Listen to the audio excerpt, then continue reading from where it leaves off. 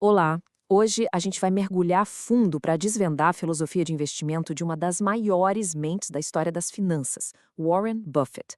Vamos entender como ele construiu um método que, olha, não se baseia em sorte, mas em princípios muito claros que, pelo menos na teoria, qualquer um pode aplicar. E para começar, eu quero lançar uma pergunta. O que seria um evento tão, mas tão raro, tão fora da curva, que desafia praticamente todas as probabilidades que a gente conhece? A resposta para isso está num conceito chamado evento 5 sigma. Pensa comigo. É algo que tem uma chance em 3,5 milhões de acontecer.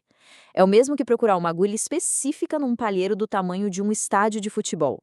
É quase impossível. Pois é.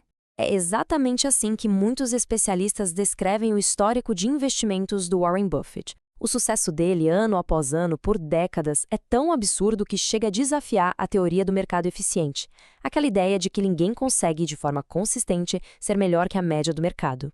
E o mais fascinante é pensar de onde veio tudo isso. Não foi herança, não foi uma invenção de tecnologia que mudou o mundo, foi pura habilidade, muito estudo e trabalho duro, aplicados em mercados financeiros que, em tese, são abertos para todo mundo. E é isso que torna os princípios dele tão relevantes.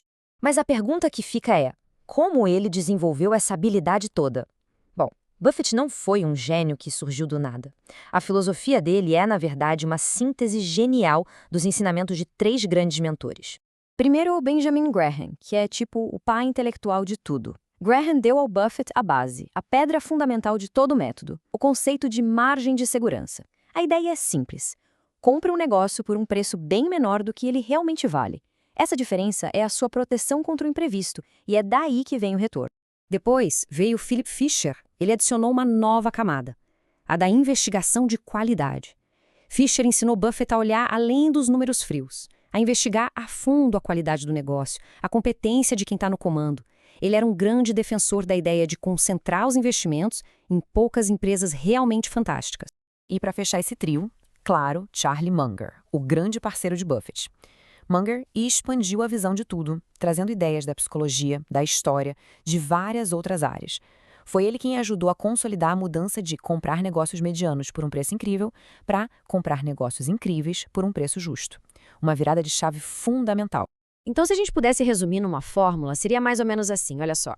A base de Graham, que ensina o que procurar, ou seja, valor, a qualidade de Fisher, que ensina qual empresa escolher, e a sabedoria de Munger, que ensina como pensar. Essa combinação é o que forma o método Buffett. E toda essa fusão de ideias, claro, se transformou num método bem prático. Vamos então entrar agora no coração desse método, os 12 princípios que guiam cada decisão de investimento. Buffett organiza a análise dele em 4 grandes pilares. Primeiro, ele olha para o negócio em si. A pergunta é: eu entendo de verdade como essa empresa ganha dinheiro? Depois, ele avalia a gestão. Quem está no comando é gente honesta e racional? Aí vem os princípios financeiros, como ver se a empresa tem um bom retorno, e só no final ele olha para o mercado e se pergunta: o preço de hoje me dá uma boa margem de segurança? E essa análise super rigorosa se reflete na prática. Dá uma olhada, por exemplo, no portfólio da Berkshire Hathaway lá em 1991. A concentração é impressionante. Só 4 empresas, Coca-Cola, Jayco, Gillette e Capital Cities, representavam 86% de tudo. Isso é a filosofia de Fisher em ação. Foco total em poucas empresas excelentes. No final das contas, a aplicação desses 12 princípios leva a um objetivo único e muito poderoso. É sobre encontrar um negócio que se consiga entender, que tenha um bom futuro pela frente, que seja bem administrado e, o mais importante, que esteja à venda por um preço que faça sentido. Ok. Se o método parece tão simples e direto, por que será que tão pouca gente consegue ter o mesmo sucesso? A resposta nos leva para a parte mais difícil de investir. A batalha, na verdade, não é com o mercado, é com a nossa própria mente. O próprio Buffett sempre falou isso. Para ser um bom investidor, o temperamento, o controle emocional é muito mais importante do que ter um QI de gênio. Alguém pode fazer a análise mais brilhante do mundo, mas se não tiver o temperamento certo, as emoções vão acabar sabotando tudo. Um dos maiores inimigos do investidor é um viés psicológico chamado aversão míope à perda. Basicamente, a dor de perder R$ 100 é sentida com muito mais força do que a alegria de ganhar esses mesmos R$ 100.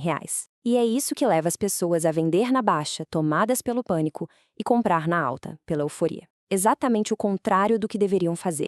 E isso tudo cria dois tipos de investidor. De um lado tem o reator emocional. É aquele que vive olhando a cotação, segue o que a multidão está fazendo e se desespera com qualquer notícia. Do outro lado tem o dono racional. Ele ignora o barulho, analisa o valor do negócio e pensa com a própria cabeça. Nem preciso dizer de que lado o Buffett está, né? E assim a gente chega na lição final. A ideia que amarra toda a filosofia do Buffett e que pode transformar completamente o jeito de olhar para o mercado de ações. A grande virada de chave é esta aqui. Uma ação não é só um código piscando na tela. É um pedacinho de um negócio real. Um negócio vivo, com funcionários, produtos, clientes e lucros. Quando se começa a investir com essa mentalidade de dono, tudo muda. E quando se pensa como dono, a validação do que se está fazendo não vem do mercado concordar ou não. A multidão pode estar eufórica ou em pânico, isso é irrelevante. O que importa é a sua análise, os seus dados, o seu raciocínio sobre o valor daquele negócio estão corretos. É a independência de pensamento na sua forma mais pura. No fim das contas, a filosofia do Buffett é simples de entender, mas é incrivelmente difícil de colocar em prática. Sabe por quê?